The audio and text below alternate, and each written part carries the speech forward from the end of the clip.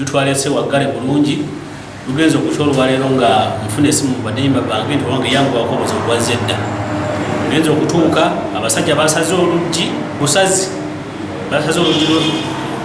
kubanga kwadeko kufulu ezimala kati basaze luno lwomumaaso ne bayingira ne batwala fanica yenna ne batwala emito gy'ebyalani 18 kubanga honalebo MP gimerwa nga ina youth skilling center ja introduce mu kitundu ng'emugimanyi emmotoka yatandika dda n'ebirala ne kati nga leese emito gy'ebyalani 18 tutandike tailoring skill nga leese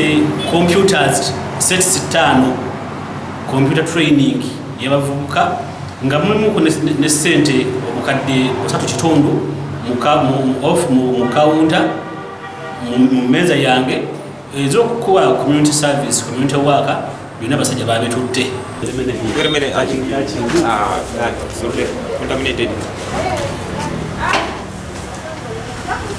era ebintu byaffe bingi byatwaliddwa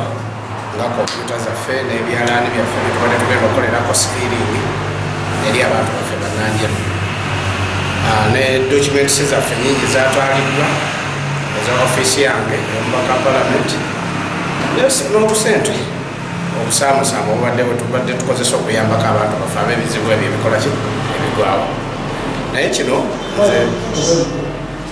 sijja kitreatinga nga bubbi buno obwa bulijjo.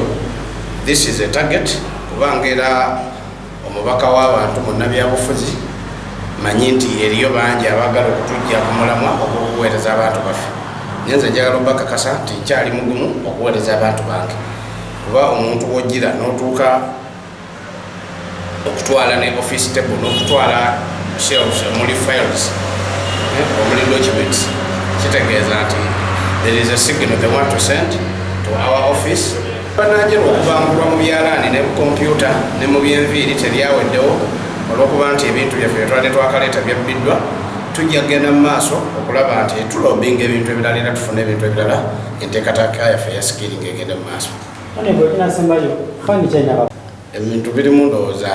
birimu emiliyoni nga 3 bw'obalirira.